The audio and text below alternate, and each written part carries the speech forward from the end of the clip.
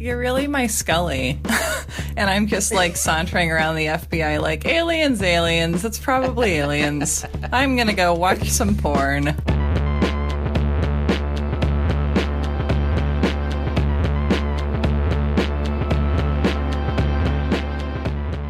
Welcome to You're Wrong About, where what is must be. Oh. I think that a lot of our stories are about disasters that were courted through compounded human error. Oh. And through the failures of maintenance and control for future misbehavior that work their way into human schemes of order and hierarchy, you know, like Rust.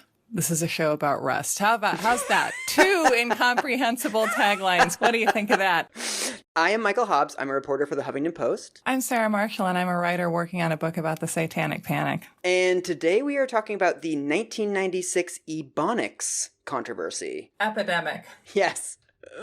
Which I have been obsessed with for years because a lot of the things we do on the show are trying to look at things from a different perspective or trying to tell the story in a more complete way. But this one, we're fucking wrong. This is the purest form of the you're wrong about narrative that we're maybe ever going to get. It is unbelievable how wrong America got this one. I'm excited because what I remember as a child growing up in the homes and schools of white America in the 1990s is that it was supposed to be some sort of initiative where children would be able to take standardized tests in dialects that contained grammars that they would be able to understand. Mm-hmm. And that this was something that people got really hysterical and up in arms about.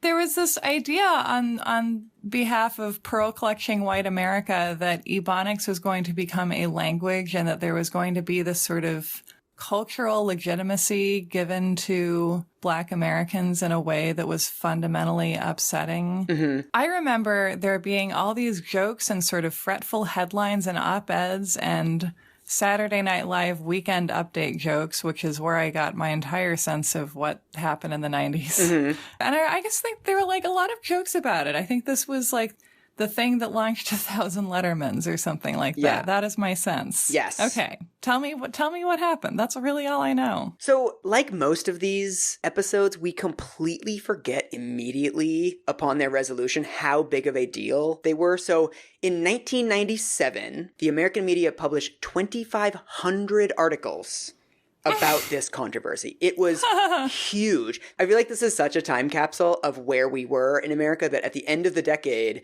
America Online did a survey of the biggest news events that people wanted to weigh in on, like chat rooms, whatever, that people wanted to weigh in on. Cybering. Yeah. And more people commented on the entry about Ebonics than commented on the entry about O.J. Simpson.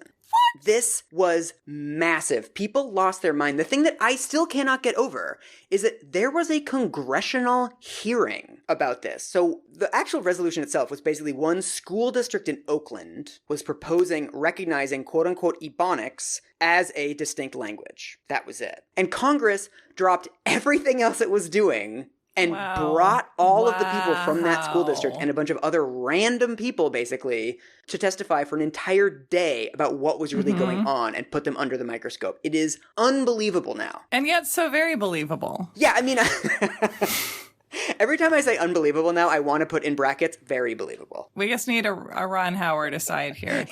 Okay, and so I guess, like, will you tell me the story from the beginning? Yes. So, I mean, like so many of these stories, it begins with a real problem. So in the 1950s and the 1960s, there was much more attention paid to the racial achievement gap, which is something that's still with us, that African American kids have lower scores on IQ tests and reading and language and math and all of these ways that we've decided to measure student achievement. And there were various competing theories for what explained it.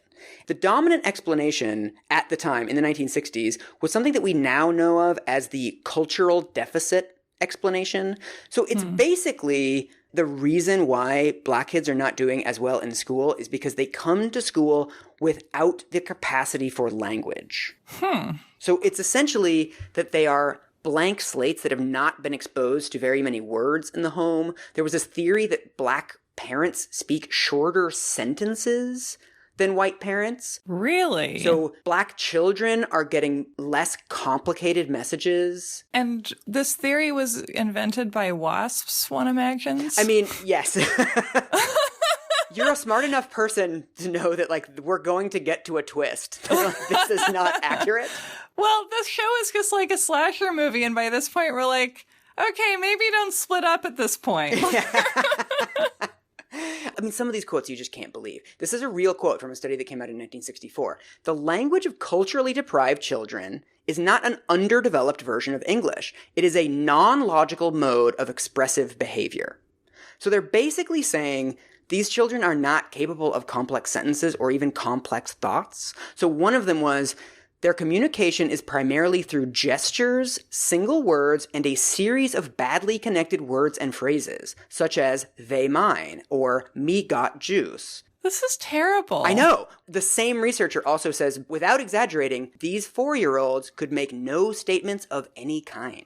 You know, I would be scandalized if this were written in 1927. Yes. What's happening to you right now is what has been happening to me for the last 2 weeks of you're reading these articles and steam just starts pumping out of your ears. And what's really interesting about this cultural deficit explanation is that it's all being done from a place of pity, right? It's like, look, these kids, they're basically just exhibiting words and emotions at random. And what we have to do is guide them to somehow try to get some semblance of intelligence or even imitating intelligence because, you know, we all know they're not really capable of any more complex speech. So there's, of course, a lot of genetic explanations that come out of this. That's terrible. You know, it's our duty as people to help these kids that are just genetically incapable of complex thought. There's also, my favorite one is, you know, as we all know now, all the standardized tests were completely just middle class behavior back then. And so one of the ways that they're saying these kids are deficient is on one of the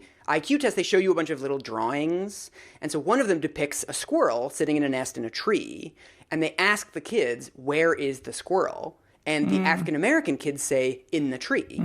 But then the judges are marking that as wrong because they didn't answer in a complete sentence. They didn't say, the squirrel is in the tree. Oh, for fuck's sake. If you go back, there's a lot of these sorts of tests that are like, to our eyes now, are like, you're just measuring how middle class and white these kids are. But back then was seen as, you know, the language is degrading. They're answering in incomplete sentences, right? Like that's what's seen as the problems, that their structures of language are broken. Yeah. And then the most important thing that happens in this period is there's all these methods that come out of it. That what we really need to drill these kids and get them speaking like everybody else is we need to punish them. We need to get them into a sort of no tolerance kind of classroom where anytime they say anything that's incorrect English, anytime they say a fragment of a sentence, you stop what you're doing and you say, repeat it. Repeat the correct version. And this becomes the solution. That's how you train someone to believe that their culture is inferior and undeserving of replication and by some nature dangerous. Yeah.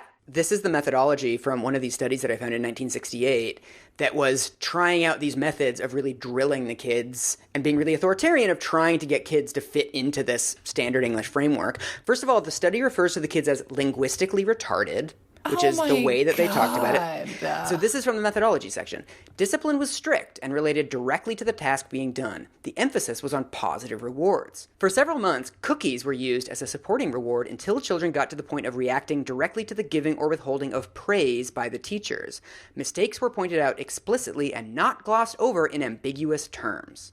So there's this idea that you have to drill them, you have to like slap them on the hand every single time so that they're delivering these responses to you in standard English. You know, the squirrel is in the tree. That's what you want out of them. Right. And so this horrible chapter of this story starts to end in the early 1970s when a couple of linguists start to investigate and ask the basic question, hey, wait a minute, are kids coming to school with no capacity for language? And so there's a white linguist whose name is William Labov, who in 1972 writes a extremely good Atlantic article where he discusses all of this research that he's been doing. He's been going into children's homes in Harlem for years.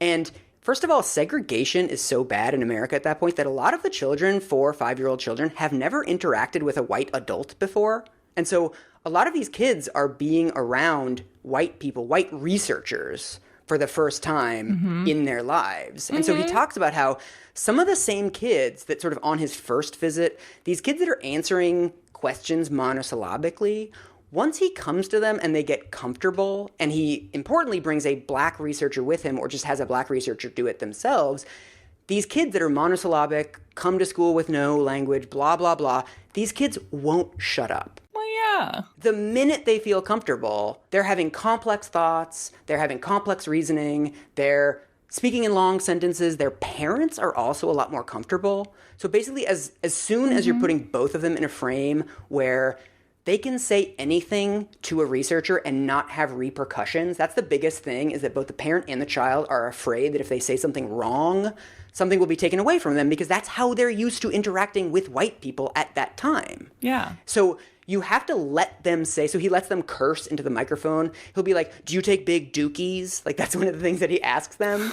And so once the kids can make sort of dookie jokes, be kids, basically, all of a sudden, everything opens up. And so this guy, William Labov, spends the next couple years mapping out the structures of what comes to be known as African American English, but at that time basically has no name, so he just calls it Black English. And so one of the things that he says in this terrific Atlantic article is the concept of verbal deprivation has no basis in social reality. In fact, Black children in urban ghettos receive a great deal of verbal stimulation and participate fully in a highly verbal culture. The myth of verbal deprivation is particularly dangerous because it diverts attention from the real defects of our educational system to imaginary defect of the child. We're literally saying, no, it's the children who are wrong. Yeah, it's literally... Because this is what happens over and over again, because the system is faulty, and white people love to play Space Invaders and then pretend that the results that we get when we sort of scoop up citizens of communities that we routinely terrorize and do research on them are indicative of who they are essentially as human beings. So another thing that William Labov points out in a lot of his articles that I think is awesome is that he also talks about, well, wait a minute, some of these middle-class kids also have verbal deficiencies. Part of what we do in education is we teach kids all this extra verbiage. So we'll ask kids, do you believe in God? Or tell me about the last dream you had. And kids will answer. And then Labov, like in italics underneath it, will be like, this is not someone who seems to be capable of complex thought. They're just using a bunch of words. They're not conveying any particular meaning. But because they're using words of more than 3 or 4 syllables, and they have things like I suppose, and these other sort of middle-class coded phrases, that we think of them as they must be saying something intelligent, even if we don't actually know what the informational content is. Right. We're just like, oh, this child seems very white indeed. Good job. So all of this changes in 1973 when a psychologist named Robert L. Williams coins the term Ebonics.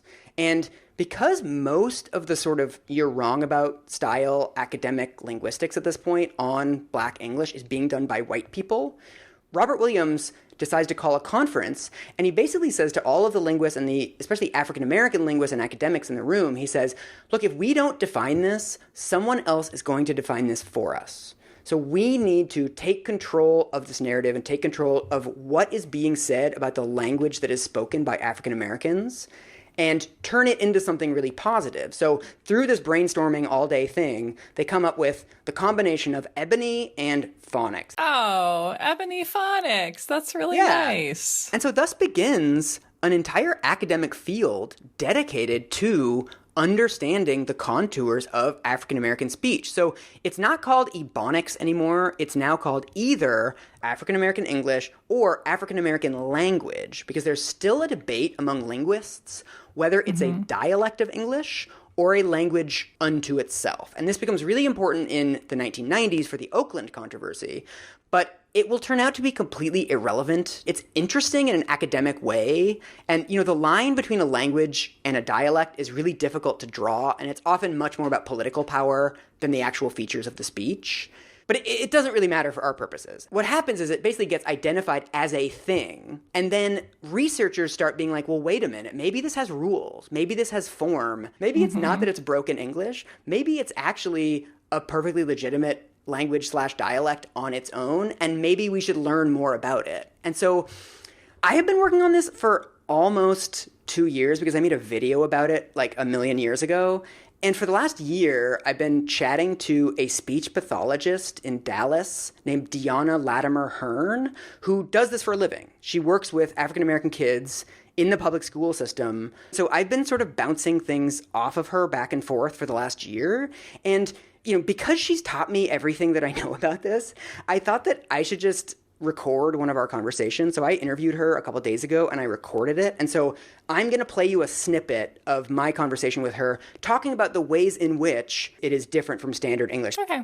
I kind of grew up in a situation where I was taught to speak in two different manners. So prior to school, I was taught at home never to speak in African American English at school. Oh, really? Yes, it was very much an explicit statement, very much a reminder that was given to us frequently.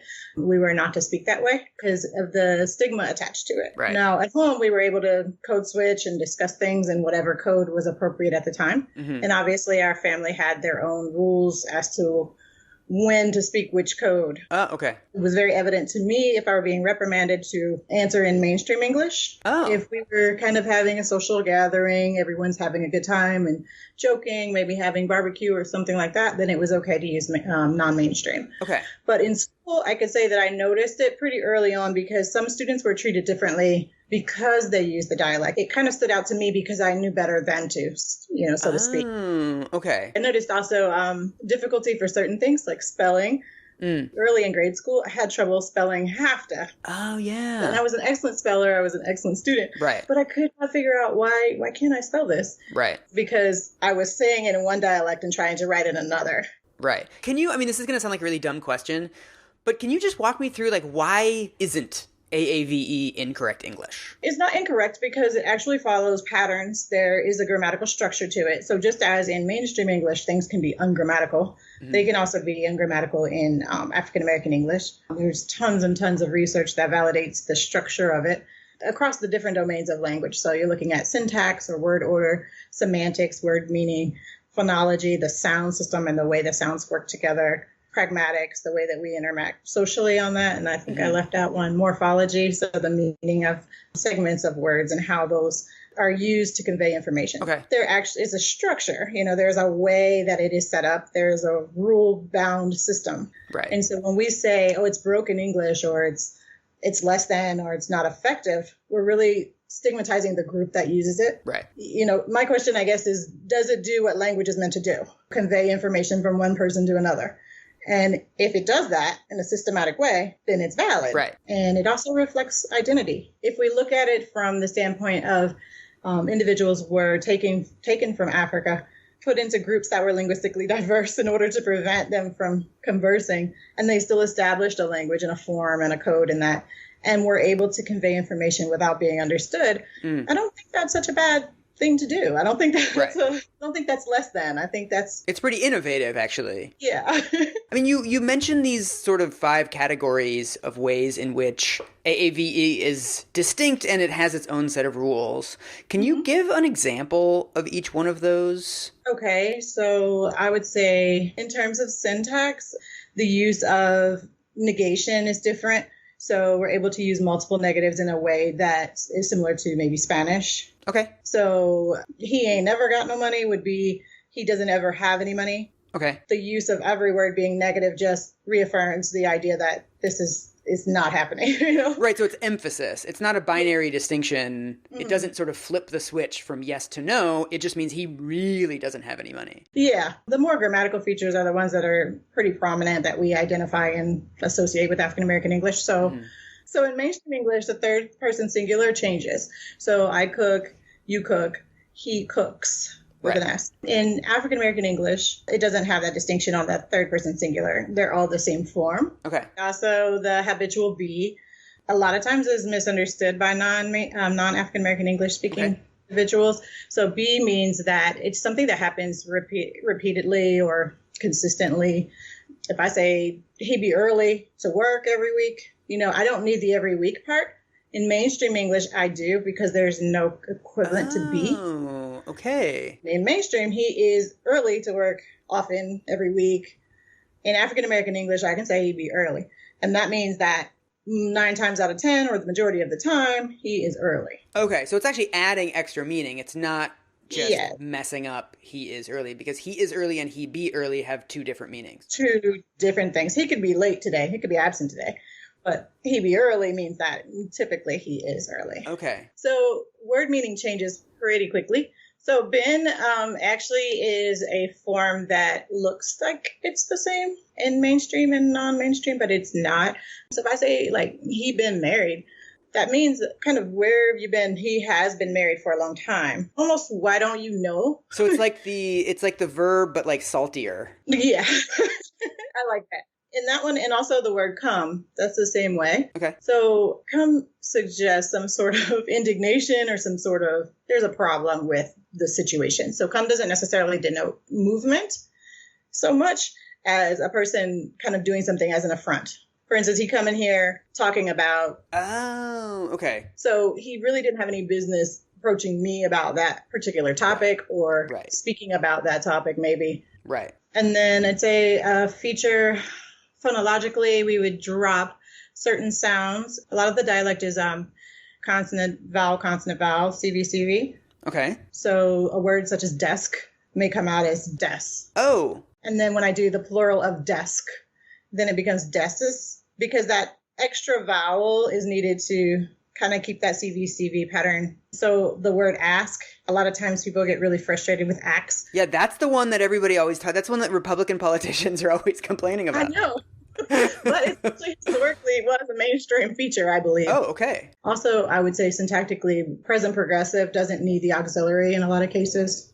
What does that mean? I know, right? Sorry. If I say he cooking dinner, I don't need to say he is cooking dinner. Oh, interesting. Okay. This is going to sound like another dumb question, but why is it important for kids to not have the deficiency viewpoint on this? It's damaging to not just them, but to their entire family or their culture or where they came from. So it's not just coming into the environment that they're in and saying, here in school, you know, I'm in this school in the middle of your community and your whole community is wrong about Right. this thing, or your community has done this incorrectly. That's a hard situation to be in, especially if students are being brought up in communities or in family where they don't code switch. You know, in my situation, I learned 2 dialects at once. For an individual who learns one dialect because that's the dialect, then you basically invalidate their voice. You know, they say, oh, your voice doesn't count. Right. Your expression, your thoughts, nothing that comes from you really counts because it's dressed in this unwanted dialect. Okay, so it's us again. It's now. What did you think of that, Sarah? Well, it was really great. And it reminds me of just, you know, the way that mainstream white American forces have treated other forms of language generally. So, you know, like Hawaiian Pidgin and various Creoles and any kind of, you know, Native American schools and schools for the deaf, you know, that punish students if they caught them signing to each other. I mean, this is one of the ways that you can control a population. Yeah. So one thing I didn't know until I watched the congressional hearing for the Ebonics controversy. You love watching congressional hearings. You just want topics that give you an excuse to watch congressional hearings. Fact. Just want everyone to know that. Is that obviously the origin of African American English is because slaves from different parts of Africa who did not speak the same languages were taken to America and deliberately separated, so that you wouldn't have 2 or 3 people who could speak the same language on one plantation, because that gives them power, right? As soon as people can communicate, they start to get power. And so what you want to do is separate them. So that's sort of the origin of African American English, that this language is being imposed on them. But then what's really interesting is that African American English actually became more distinct during segregation than it did during slavery. So it's more different from English in 1970 than it is in 1870. And one of the reasons for that is the huge northern migration of African Americans to cities like Chicago and Seattle and New York. You know, there were theaters, there were newspapers, there were all of these cultural institutions that were completely separate from white America. And so all of those cultural institutions started spreading and standardizing African American English in a way that simply wasn't possible when there wasn't African American mass media. And so all of this actually accelerates and it becomes more distinct. But what starts happening in the 1970s as this language is being mapped more is a couple of researchers, including Robert Williams, who coined the term Ebonics, start creating standardized tests. They flip the wording into African American English. And what happens is most of them reproduce the racial achievement gap, but opposite. So white kids start to do really bad and black kids start to do really well. So the example that he gives is in the previous test, it had said, point to the toy that is behind the sofa. And he changes that to point to the toy that is in back of the couch. And there's also one that says, point to the squirrel that is starting to climb the tree. And he changes that to point to the squirrel that is fixing to climb the tree. And immediately, all of these African-American kids who, you know, their IQs are so low that they're being put into special ed, basically, all of a sudden their IQs jump 20 points. And all of a sudden these white kids that are in the gifted programs, all of a sudden they are reproducing these really low IQ results. Oh my goodness. Could it be that they're all normal kids? And so another thing that starts happening that's really important is that as all of this is developing within linguistics, teachers start saying, this might actually be a better way to teach kids. There were these really pioneering studies in Sweden and Norway in the 1960s. Those are both countries that have a lot of dialects. And they did the same thing where they had like a no tolerance policy for these weird, you know, elk speaking dialects, whatever. They thought, oh, if we just drill the kids and shout at them for speaking in their dialects, eventually they will comply and they'll speak BBC Norwegian and BBC Swedish. Why don't we reach them all through the power of music? And thus ABBA was born. But what they start doing is they start thinking, why don't we use their dialect to bridge to the standard language that we want them to speak? So rather than just saying no, no, no, we're saying at home you might put the adjective after the noun, but when we're at school, we put the adjective before the noun, and it's fine that you speak that way at home. But, you know, you're in school, and when we write essays for school, we do things a little bit different. Right.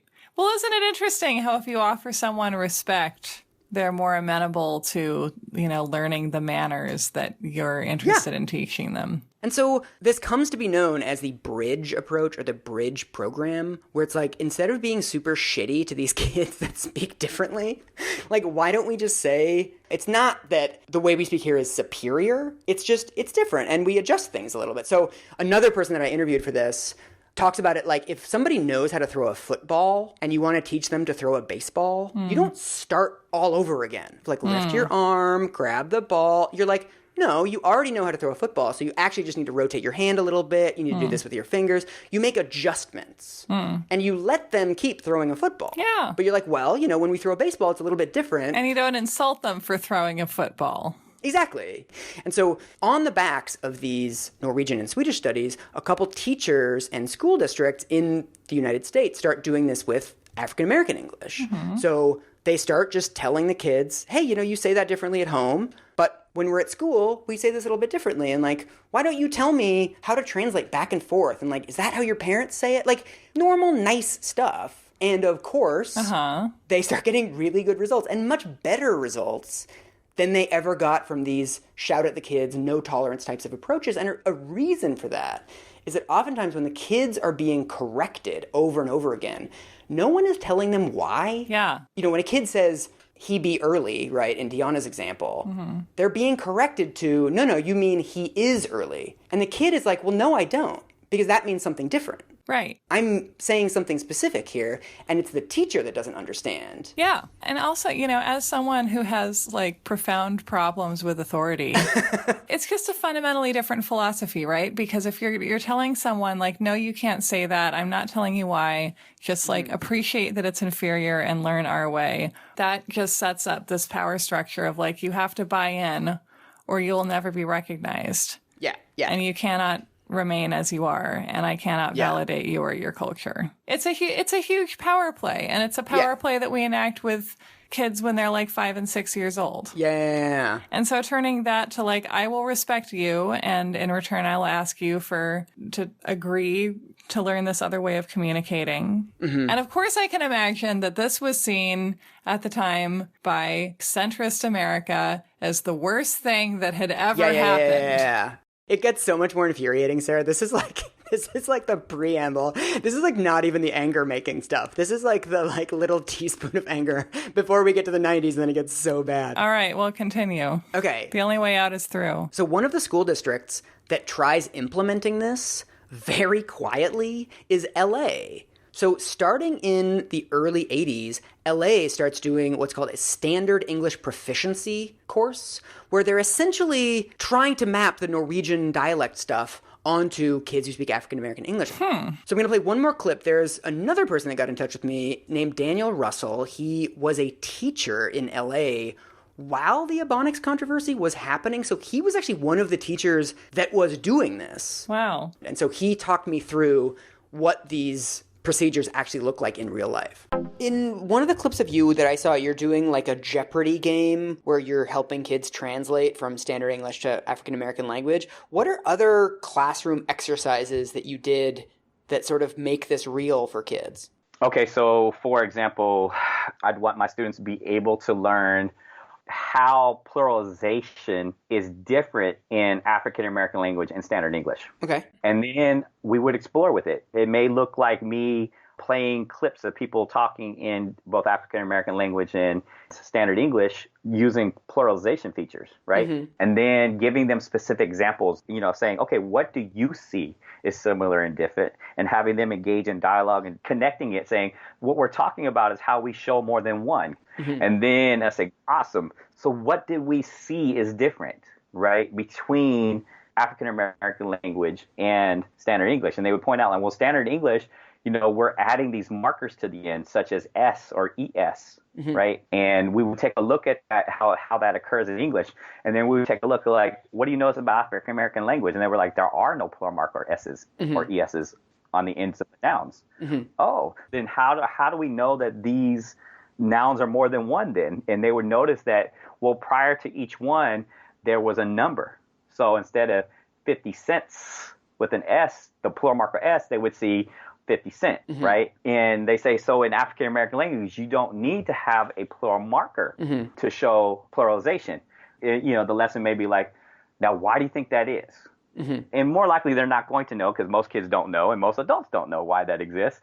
That's when I say, okay, that's when I may come in with direct instruction and tap into, everything they've been learning about different languages and say, in this case, in the Niger-Congo region from which African American language derived, plural markers were unnecessary when quantity is already shown. So once you say 25, you don't need a plural marker on the end of the noun because you've already said there's more than one. It's considered redundant in African American language to do that.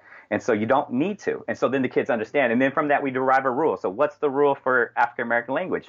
When you put in a quantity, you don't need to add a plural marker to show that there's more than one. Okay, perfect. That's a rule. So what's the rule for standard English? In standard English, on these type of words, you have to add S or ES to show that there's more than one, even if quantity is already shown prior to the noun. And then I would have them practice exercises with that.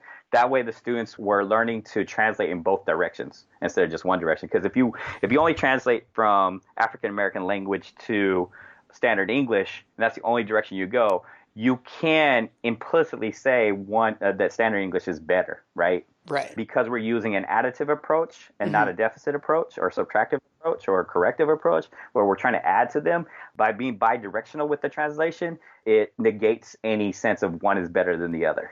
Okay, it's us again. We're back. Hi. What did you think? Yeah, that all makes sense to me. Right? And like if you're asked to identify features of your own language, then it also means that you're being asked to cultivate appreciation for the way that you communicate. Yeah. Being like, it is more efficient to not have an S if you're already specifying quantity. Why would you bother with that? So at this point in the story, this is when we finally meet Oakland. Hi, Oakland. In 1981, an elementary school in Oakland called Prescott Elementary started doing this. Again, nobody noticed. Because nobody pays attention to the public schools in Oakland when they're like, please give us money. Please, oh, please, God, please. Yeah. They're like, do, can't hear you. What yes. public schools? Yeah. And so what happens is this one experiment at this one school works really well. The administrators of the school district are increasingly concerned about the African American kids in the district, that the district is 52% African American, and 71% of the kids in special education are African American, and 2/3 of the kids who get expelled every year are African American, and they have higher dropout rates, they have lower test. I mean, all of this stuff that was the concern of educators in the 1960s is all still around. And so what the Oakland School Board does is they take 18 months. They appoint a task force. They put all kinds of experts on it. They consult people around the country. They read everything they can. And they come up with 9 recommendations for the school of what they need to do to close the racial achievement gap. And there's 9 recommendations. A lot of them are things like smaller class sizes and pay the teachers more, and these things that essentially are impossible for the district because it's simply they cannot do that with the resources that they have. So one of the recommendations, it's actually the number 1 recommendation of the task force, is something that the school district actually can do because it doesn't require all that much extra resource. They can recognize African American English as a language and shift to these much more effective teaching methods that they're watching what LA is doing, they're watching what this one elementary school is doing, and they're saying, well, yeah, that makes a lot of sense, and it seems like a more effective way to teach. Oh, boy. And so we are going to do it. So when did some crumb bum ruin this for everyone? So basically, what happens is in December of 1996, the Oakland School Board puts out a resolution that's, of course, mostly meant for parents and other teachers, just kind of like a guiding document that the district is going to use as they implement this plan. That's just a resolution about their new strategy on African American English. And so this includes 2 passages that are the entire basis of this controversy. One of the bullet points in their resolution was African American students, as part of their culture and history, possess and utilize a language described as Ebonics. Yeah. It then goes on to say African language systems are genetically based and not a dialect of English. Huh. And that's basically it. This one tiny phrase, because they used the term genetically based, and because they said that Ebonics is not a dialect, that's what sets off this entire controversy. That part seemed unnecessary to their point. Yeah, I mean, there's lots of other stuff in this resolution too. As we see so many times, like the actual resolution is like a page long, and yet it's quite clear that like nobody read it. Like nobody at CNN or any of the newspapers actually read the whole thing. But what they mean by genetically based is that the language is genetically based in Congo Delta languages. They don't mean that kids are genetically predisposed to speaking Ebonics, right? They mean it like a linguistic term. This is a term that linguists use. English is genetically based in Indo-European, right? It's like a technical academic term. They also couldn't reasonably expect national scrutiny. Yeah, nobody ever does, right? And so very shortly afterwards, weirdly, the first media story is in the Times of London. The Times of London article contains 2 pieces of information that will become hugely important for the next year of this controversy. First of all, African American English is a language. People lose their minds. Secondly, Oakland School Board is doing this so that they can get federal bilingual education funds. There's this huge pot of something like $130 million that is given out in grants every year to school districts for bilingual education. And that by trying to put their entire African American population into this category, that it's a money grab by the teachers, and they're all trying to get all of this funding from the federal government. Okay, and if that were true, who cares? Because whether something is classified as a dialect or a language is a fairly academic distinction, and how does it affect you, Susie Homewife? And also, schools desperately need money, and so if they're doing something in a bid for federal funding, that's neither surprising nor reprehensible. Well, exactly. I mean, the poor teachers and administrators show up on CNN. They try to rebut this narrative over and over again, and they keep saying, first of all, we actually weren't trying to get federal funds. This wasn't part of the conversation. It was about closing the racial gap. Yeah. Secondly, teachers in this district get paid like $32,000 a year. The average turnover rate of teachers in Oakland at this time is 5 months. Oh my God. Teachers don't last very long because the classes are huge and they're underfunded, and everyone else feels comfortable being like, these inner city teachers trying to steal money. My God. And it's like, if we're trying to steal money, we're trying to steal money to give it to the kids, right? We're trying to buy textbooks and do classroom stuff. How dare they try to misappropriate some federal funds that could have gone toward research and development for some new human obliterating missile for textbooks for kids in Oakland. How dare they? Yes. And so what's amazing is around the country, as this becomes a massive issue, 3 different states pass laws saying no school can apply for federal funds for using Ebonics. Oh my fucking God. So there's a legal panic. Oh yeah, it's completely insane. You know how we're confronted information with information about things like wrongful convictions all the time, and like state legislatures are just like, and this affects us how exactly? And then someone tries to like validate a black child's way of communicating in a classroom in California, and they're like, "What's that you say?" Yeah.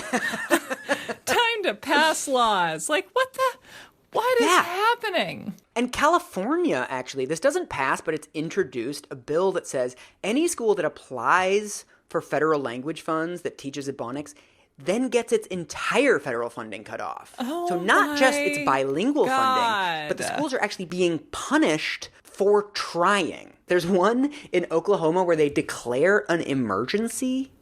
So the actual resolution says, this resolution is immediately necessary for the preservation of the public peace, health, and safety, and an emergency is hereby declared to exist. Wow. Another argument that the media starts making is that there's some sort of black nationalist or separatist agenda. So a lot of the op-eds describe the school administrators as separatists. Oh, are they saying it's the return of the Black Panthers? Yeah, there's one in a smaller California newspaper that calls the administrators in Oakland poverty pimps in kente cloth. What? That's like something that a character on Law & Order would say about Shambhala Green, public defender. And there's also a huge thing, and this is actually my memory of the controversy, that I was 14, and I remember reading a lot of newspaper articles saying that the purpose of recognizing Ebonics as a language was to teach it. So that they were going to teach Ebonics on the same level as Standard English. So it's like, well, instead of reading Shakespeare, we're just going to listen to rap lyrics. Oh, no.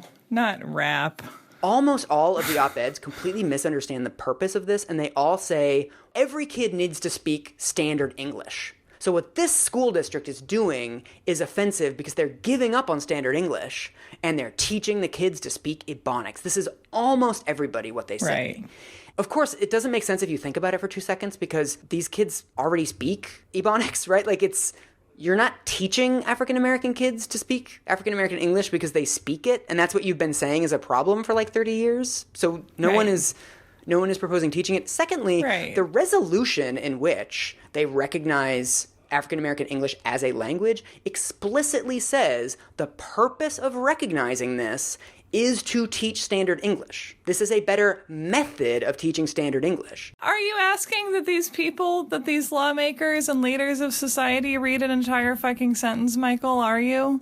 Because that's too much. And also, I mean, one of the really frustrating things about this is also the progressive press, right? You can find a million right-wingers saying a million right-wing things about this, but the progressive press goes out of its way to basically say, this might be blown out of proportion, but what Oakland did is terrible. Really? So there's a Frank Rich column called The Ebonic Plague. He basically says, there isn't a public person of stature, white or black, left or right, who doesn't say that the Oakland, California School Board was wrong, if not deranged, to portray Black English as genetically based and a primary language equivalent to English. So he's basically saying, look, I want to make sure you know Oakland fucked up. Oakland is the problem. Oakland did something completely indefensible. But let's maybe we don't need 2,500 articles about this coming out. Like, maybe we can do, 300 articles coming out about it. Right. He's like, obviously, we can all agree that this was an absolutely invalid and ridiculous thing to do, but don't be too mean about it. Exactly. Like, that's basically it. Like, let's all relax a little bit. Right. There's also the New York Times. There's a full-page ad that runs the New York Times in the middle of this controversy where it shows a man in a suit and a hat, kind of like Martin Luther King always used to wear, facing away from the camera. And over it, it says, I has a dream. Oh, Lord. And it's by the National Head Start Association. It also comes with the following text. We've spent 400 years for the right to have a voice. Is this how we'll use it? More importantly, is this how we'll teach our children to use it? Oh, my God. So again, no one is teaching anyone Ebonics. And what's totally amazing, I didn't know until I read John Rickford's book. John Rickford is one of the linguists who was on the task force in Oakland. He's awesome. I also interviewed him for this like a year ago. He points out the New York Times ran this for free because it was a nonprofit organization. So the New York Times ran a full-page ad worth tens of thousands of dollars for free. And then he says, so he's a linguist at Stanford. He organizes 200 linguists to sign an open letter saying, hello, linguists do not take this view at all. This is not the linguist view. We understand the academic research. Like, he was going to put in all these bullet points about like the Swedish studies and the Norwegian studies. 200 linguists signed it. The New York Times refused to run it. What? The entire discourse was being shaped around what was acceptable and what was unacceptable to say. And it was completely unacceptable to defend Oakland. I mean, I couldn't find anybody really defending Oakland on the merits. My favorite thing, so in his book, which everybody should read, it's called Spoken Soul, he also points out that I Has a Dream is bad Ebonics. So people might replace has with have. They might say he have a car, but he as a linguist has a huge corpus of written and spoken African-American English because he's researching this. He has hundreds of hours of transcripts of interviews. He has 0 instances of somebody in those interviews saying, I has. That's what the lolcats say. Yeah, exactly. The I can has cheeseburger cats. So the New York Times is essentially proving the opposite of the point they think they're making, right? They're saying, oh, well, it's just broken English and anything goes. And, you know, no matter what you say that's incorrect, we'll just call it Ebonics and it's fine. It's Ebonics if it's incorrect. That's the definition of Ebonics. Exactly. And so Rickford is saying, if there is such a thing as bad Ebonics, then it is a language. Yeah. Rickford also points out, I think this is really interesting, that it split the black community too. That a lot of the most prominent voices against the Ebonics resolution were people like Bill Cosby, Jesse Jackson, Maya Angelou, Oprah, Spike Lee, Arsenio Hall. I mean, almost every famous African-American in American life at that point. What Rickford points out, and I think this is really important, is that all of the African-American celebrities who were speaking out about this were getting the same garbage information that the rest of the country was. So he points to a CNN interview where Jesse Jackson is asked by the host, so how do you feel about this school district in Oakland teaching Ebonics to the kids? And then Jesse Jackson, because that's the information that he has, he's like, well, I think it's crazy to teach Ebonics to kids. Which, like, it kind of would be crazy. Like, given the information that he has. It would be crazy to teach them to speak it, yeah. Yes. So a lot of the other celebrities are like that too, where these are not linguists. These are not people who know what's going on in Oakland because what Oakland was doing did not appear in newspapers in 1997. Right. So they do not know, like, oh, wow, they've done this 18-month process and they've appointed a task force. They didn't have any of this information. The only information they had was that these black nationalist teachers were doing a money grab to get federal funds and were going to teach Ebonics to a bunch of white kids. Like, that was the primary information that was bouncing around the United States. So when you present it to African Americans in that way, they're like, well, yeah, that's dumb. We shouldn't do that. And so a lot of these articles kind of seem like they just called up random black celebrities, like whatever black celebrity they could get on the phone. Like, Connie Chung called her black friends. There's one where they called Jerry Rice, who's like the quarterback of the San Francisco 49ers. It's like, what does a quarterback on a football team know about pedagogy? So how does this escalate to become a matter for Congress to dip its dirty little fingers into? Basically, the controversy crescendos around 3 months later. This has already become such a big controversy that President Clinton has weighed in on it. The Secretary of Education has also put out a statement saying that no federal funds can ever be used for Ebonics. So it's already this huge thing, and there's a sense that Congress kind of has to do something. And so Congress essentially asks all of these teachers and administrators and linguists to come out to DC, and they basically grill them about, were you doing this for federal funds? Surely Congress had a lot to do in 1997. Oh, yeah. At any time, Congress has a full plate. So why this? Is it to make a show of suppressing attempts to communicate in languages other than those approved of by white America? Who can say? So the opening statement is by a senator named Launch Faircloth, which I'm probably mispronouncing. And he sets the entire tone by demonstrating that he has read nothing and learned nothing. So his opening statement says, nobody should be passed from grade to grade unless they can master the basic R's of reading, writing, and arithmetic. I think we've left that. We need greater teacher control in the classroom. We should allow the teachers to discipline the children. Okay, what do you mean by that, old man? Exactly. He also has his other big idea is school uniforms. Okay. But he's like, if you really want to raise the self-esteem of students, you need to get school uniforms into the classroom. And later on in the hearing, one of the teachers points out that they've had school uniforms in Oakland for years. It's one of the only districts in California where they have school uniforms. It's what you get for bringing up something irrelevant. Yes, exactly. They also, weirdly, they call random black people. So one of the people that they call to a congressional hearing on linguistics, his title in the congressional record is Los Angeles Times syndicated columnist and TV talk show host. Okay. And so it's essentially this random dude. And he says, well, when I learned French, we did it as immersion. That the teacher just spoke French to us all the time. It worked fine for me. And to his credit, Arlen Specter is like, did it work? Like, it actually seems like a weird way to teach French, to just bark gibberish at the children all the time and never tell them what you're saying. Why don't you speak some French for me, buddy? Yeah, exactly. And it's also like, this is his level of expertise. This is what happened to me, and I turned out fine. Yes, and the idea of, like, I was abused, and therefore all subsequent generations must be abused to it.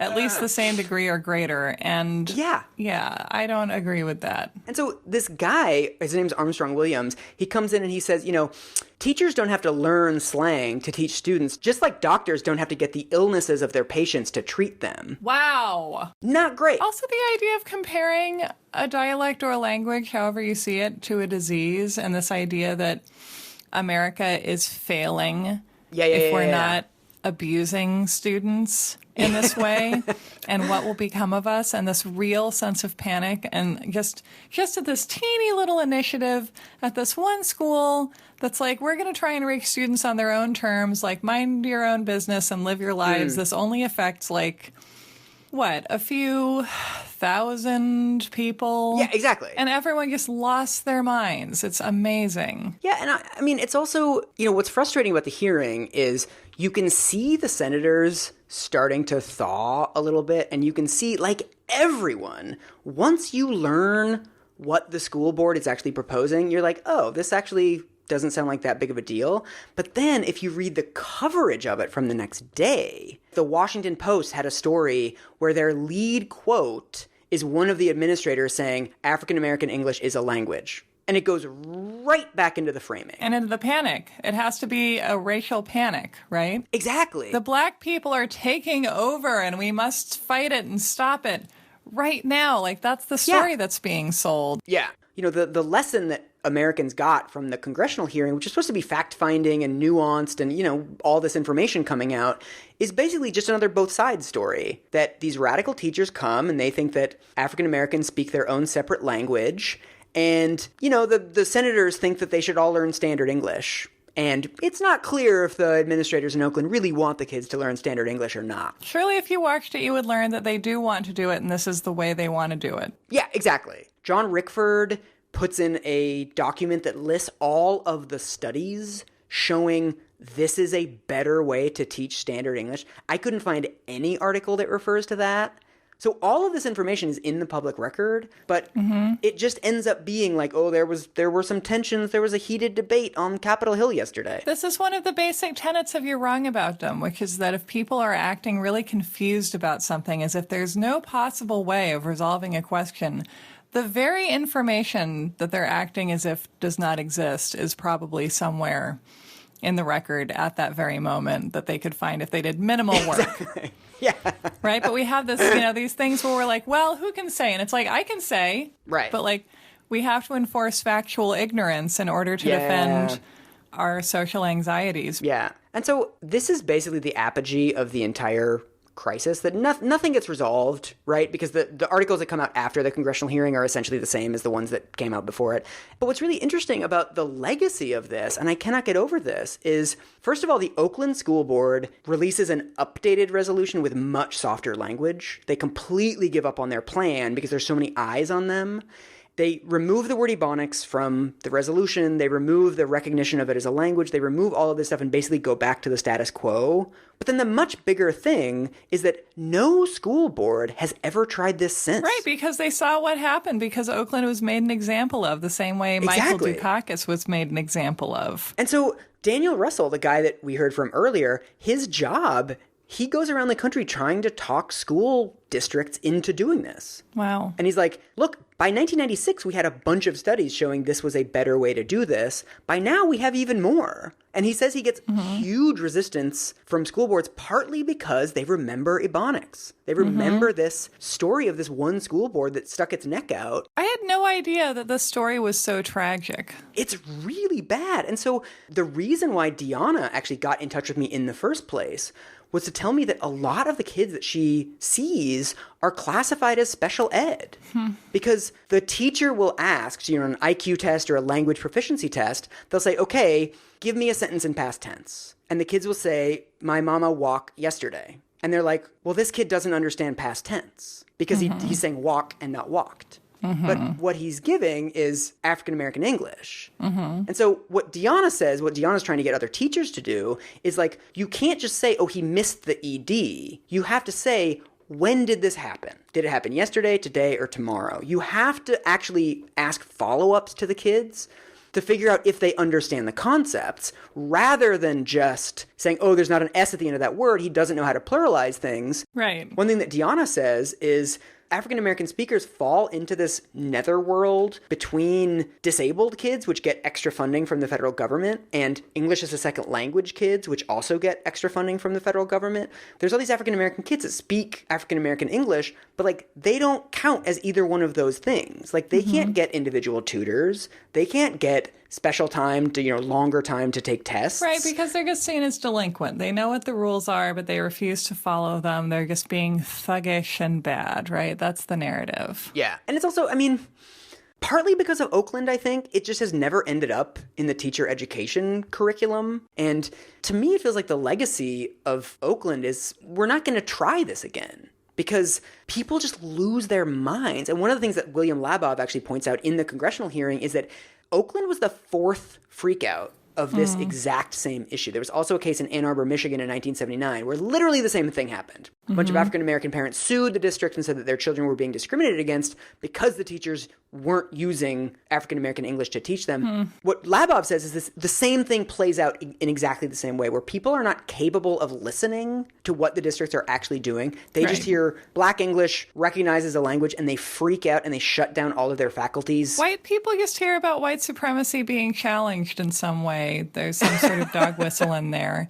And white supremacy defends itself. Yeah. To me, that's really all this is. It's like white supremacy defending the stranglehold that it has on so many aspects of American life. And the idea, like, if you do something other than systematically disempower Black children in American schools, then they're going to grow up more dangerous to you.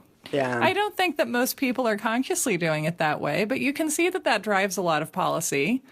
Because clearly there's no logic there at all. Yeah, exactly. And people are not responding even to the actual ideas that they're claiming to be putting on trial. Totally. And this is why I want to end with this quote from the Oakland Tribune during this controversy. And I think this might be the most insightful thing that was written about it at the time. By the standards of the time, this is the best argument you could get. This editorial says, "We hope good news eventually comes out of this controversy because Oakland school children need and deserve success. If, as the district tells us, the Ebonics program is one way we can raise the achievement level of African American students, we have to say, go for it." And to me, it's almost like you don't really need to have the argument about, is it a language? Is it a dialect? Is this good? Is there research base for it? It's almost enough that the teachers have thought about this for 18 months and they want to do it, right? Like, these are teachers that really care about the kids and administrators that really care about the district, and they've thought about the racial achievement gap like way longer than you have, like way more than you have. They know way more about Oakland and the kids than you do. So Why can't you just fucking listen to them? exactly. It's like schools do experimental shit all the time. But as soon as an African American school wants to do it, we're like, oh, I don't know. This seems like really bad for the kids. And I have to write an op-ed against it. It's like, have you looked into homeschooling lately? Like there's some fucked up shit that happens in homeschooling. The state of homeschooling. That's ugh. I mean, I'm still genuinely livid about how wrong my impression of this was 2 years ago, and how really just this entire field of linguistics and this entire study of African American English has been completely misrepresented to me. And therefore slowed down because it's become stigmatized and people Totally. won't allocate funding money to it anymore because of the fear of federal backlash and so forth. I'm against the idea of silver bullets, and the problems of American education are obviously far larger than just linguistics. But it's like we know a better way to do this, and study after study continue to show that being nice to kids is a pretty great way to teach them stuff. Are you saying that jail is not the answer for everything? Are you questioning one of our few thriving industries? Do you have any closing thoughts? I have a closing thought, but I want to wait until yours. Yeah, my closing thought is that this was all fucking bullshit and just Jesus Christ. Okay, yeah, that's pretty much it. You go. I just think that when in doubt, imagine it's Norwegian kids. Oh, that's really unfortunately useful, don't you think? I mean, if only somebody at the New York Times had said, hang on, what if it was Norwegians? Everybody would have stopped freaking out immediately.